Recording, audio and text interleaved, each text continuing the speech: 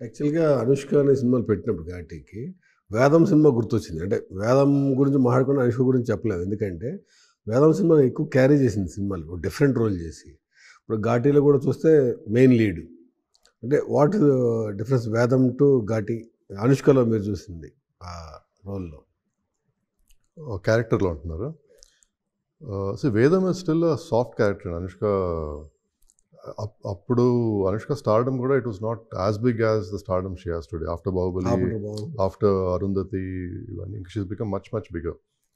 So Ghaati is more about exploiting her stardom to the fullest. Same character Sheelavathi అనే character ఘాటీలో I can't imagine any other actress doing it. ఆ believability కూడా రాదు.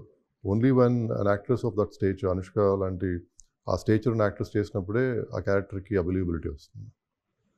యాక్చువల్‌గా మన Telugu film ఇండస్ట్రీలో చెప్పాలంటే శారద గారు చేసేవారు క్యారెక్టర్. తర్వాత విజయశాంతి గారు. ఆ తర్వాత అనుష్కకి వచ్చినాయి. అంటే లేడీ ఓరియంటెడ్ రోల్. దాంట్లో ఎస్పెషల్లీ చెప్పాలంటే 'అరుంధతి' మీరు చెప్పింది. అది కొంచెం డివోషనల్ మిక్స్ అయ్యి కొంచెం డిఫరెంట్‌గా వెళ్ళింది.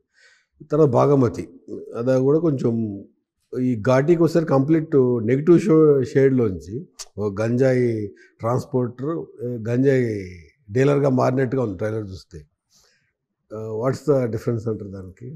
That is a thought process and that is what we wanted to make. ఇందాక మీరు చెప్పినట్టుగా ఒక కర్తవ్యం ఒక టైంలో ఎంత పెద్ద సినిమా అయిందో, the idea was to make a movie of that kind of format. In fact మా ఫస్ట్ డిస్కషన్ స్టార్ట్ అయినప్పుడు వేదం నుంచే స్టార్ట్ అయింది.